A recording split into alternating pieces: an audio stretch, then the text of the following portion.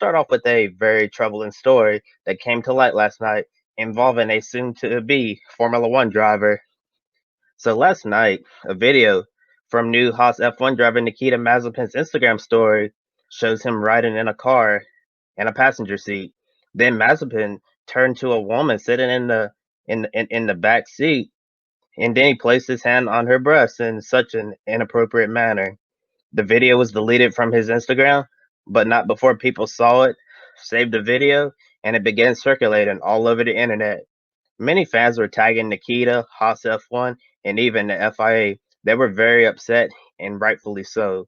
So, Joe, how concerning was this video to see Nikita's actions, and how would Haas, Formula One, or the FIA respond? It is very troubling. Essentially, this video, what Nikita did, without doubt, is an act of sexual assault.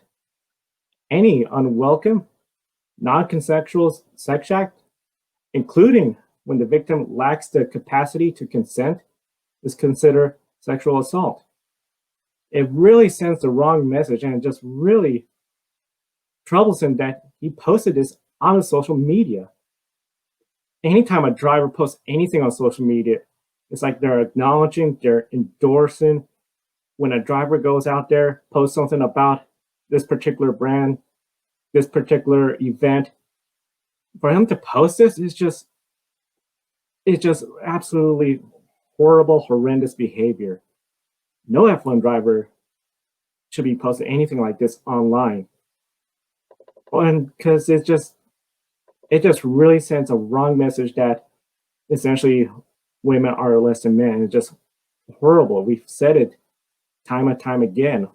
A race car driver represents all the various sponsors on his fire suit, on her social media page. Whenever the race car driver, whether it's a male, female, transgender racer, they are representing their sponsors, their team on and off the track. People look up to them, and people are seeing this from Nikita. Haas, FIA, they need to seriously have a big discussion with Nikita.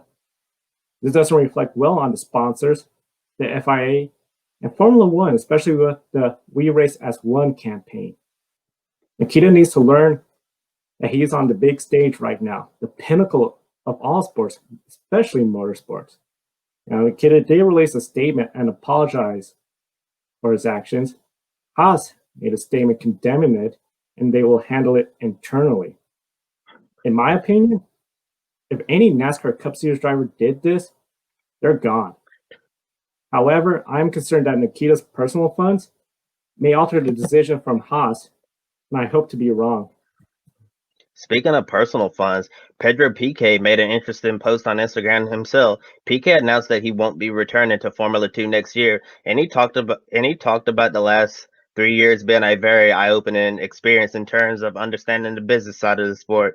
And he mentioned how 2019 Formula 2 champion Nick DeVries didn't get a chance to enter Formula 1, but instead joined Formula E with Mercedes. Then Piquet brought up the point of the 2019 F2 runner-up entering Formula One instead, in reference to Williams driver Nicholas Latifi, and brought up the fact that you do extremely well, that you want to do extremely well in Formula Two with the sights of getting into F1. And then sometimes you will have a wonderful season in Formula 2, then it's all for nothing because someone comes in and buys the seat that was meant for you, watering down all of your hard work and investment. And heading into 2021, we know Haas F1 needed to add extra funding. That's something that Nikita Mazepin can provide. His father Dmitry Mazepin is a billionaire chairman of a chemical company in Moscow, Russia. Going back to a point made by Pedro Piquet, Nikita Mazepin finished fifth in the final 2020 Formula 2 standings, but he's getting a Formula 1 drive with all the backing that he's bringing to Haas. And the championship runner-up, Callum Ilott, did not get a drive. Many thought Ilott would be going to Haas alongside Mick Schumacher, but they decided to turn to Mazepin instead. Ironically, Mazepin received a race ban several years ago in Formula 3 because he punched Callum Ilott in the face. In addition, most recently, Mazepin received criticism online last month for making a joke about the global pandemic, wishing COVID a happy birthday.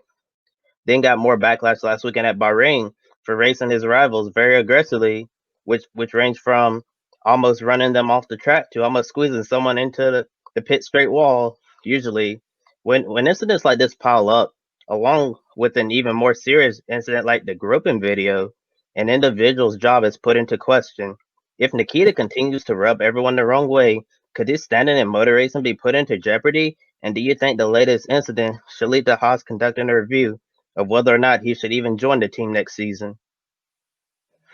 Nikita's motorsports career is already in jeopardy, and termination is a very real course of action Haas can do.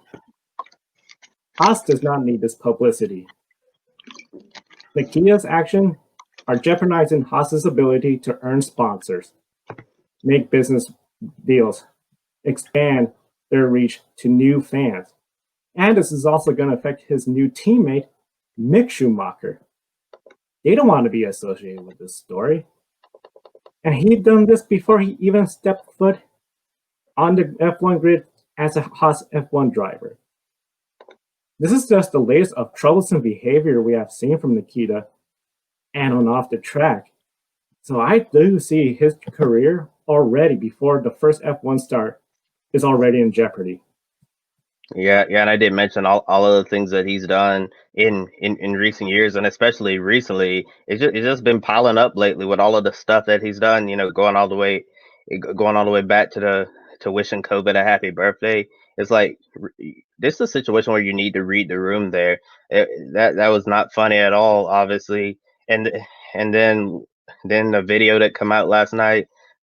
Nikita definitely needs a wake up call and intervention. Someone needs to teach him that this type of behavior is not okay, because if he keeps this up, he's not going to be a Formula One driver or a driver anywhere for long, because team owners will not put up with this. Even if you do have a bunch of funding that you can bring to an organization to help them improve their program, at some point they don't want to take that PR hit and keep you. And Haas F1 definitely took a major PR hit by Nikita posting this video to his Instagram story. And the crazy thing is, Nikita's not even a Formula One driver yet. He's going to be driving for them. Well, at the moment in 2021, it's still 2020, and it's just wild to me that Nikita is already causing his future F1 team Haas so much trouble already, and he hasn't even started the 2021 season yet. So it's definitely not a good look for Nikita Mazepin. This is a very troubling story. And if Nikita was to keep his seat, is there a way that he could prove that he has changed his behavior? That is going to be very hard to convince everyone that he has changed. A good example, let's look at when Kyle Larson, what happened in Monza Madness, came out with a video apology. He then went to learn and change his attitude, what he had learned prior to everything that occurred leading up to Monza Madness. Still, some will never forgive Kyle Larson for that night. And Kyle Larson has said, rightfully so. Something like that, for some people, he can never get over. When Nikita did, he needs to realize there's going to be some people that are never going to be supporting his career. They're going to believe he never belonged in Formula One in the first place. His text apology of being caught essentially doesn't carry any weight right now. Nikita needs to demonstrate what he did was wrong, how he has changed, and use his platform to essentially denounce sexual assault and harassment going forward, because people will be following him more next year if he is a Formula One driver, and he could really use his platform then to say, I made a serious mistake. I've learned, I'm changed, and I want others to not do the same thing I did. Yeah, he could definitely try to use this platform to bring awareness to this situation, and show people what he's learned. I feel like that would be the best way for him to try to redeem himself if he's going to keep his seat at Haas. But I know, but even if he did try to work hard and change, there's still going to be a lot of people out there who won't forgive him at all, and rightfully so. Yeah, and Nikita right now he's in the headlines for all the wrong reasons, and it's just really just a laundry list of things right now. Like I mentioned, the COVID stuff, and then back several years ago, punched Callum Ilott in the in the face, and his aggressive driving at Bahrain last weekend, which was really crazy. So, and really, he really drew the ire of a lot of people for his driving. And now this situation, it seems like if he doesn't change now, it's just going to continue to go downhill for Nikita Mazepin. And the woman who was groped by Mazepin in the video did release a statement of her own on Instagram. She said that her and Nikita have been good friends for a long time and claimed that nothing in the video was serious at all. She emphasized that her and Nikita trust each other, and everything we saw in the video was just their silly way of joking. She took full responsibility for posting the video on Nikita's Instagram story, then ended her response by saying that Nikita is a good person, and he would never do anything to hurt or humiliate her. Joe, the woman in the video, said the incident was simply two friends joking with each other. Did you find anything funny about that? Because I certainly didn't. No, this in fact contributes to the larger problem of unreported sexual assault and harassment. Usually, victims are reluctant to report or come out because they fear the negative backlash. Quite often, when it comes to victims, it starts with a trusted friend, sadly, a family member, somebody that they trust, and they thought, oh, he was just joking, just messing around. He's a good guy. This story is going to really be painful for victims of sexual harassment and sexual assault. If F1 and Haas just brushed this off, it sends a wrong message to all the women who are following this story, who follow Formula One. Essentially, it's saying the sponsorship money is more important than gender equality. That men have a more influential voice than women in Formula One. That is not welcoming. And this is all the day after the W Series confirmed state with Formula One. Nikita does this. This is just puts Formula One in a really bad spot, and it's just incredibly hard story to report on. Yeah, Nikita definitely put Formula One at bad spot, and it's an extremely hard story for us to talk about. It's real unfortunate that Nikita decided to do this to that woman, and it was just even really dumber to post that on social media for the entire world to see. I just don't understand it. It's very obvious that Nikita Mazepin has a lot of growing up to do. And once again, Joe, we've talked about this before. The Formula One initiative We Racers One is put into question once again, especially if Nikita is not seriously punished by this. And also, our friends at Racers, the girls behind the helmet, the nice folks we work with for Grit Girl, said it best in a statement of their own.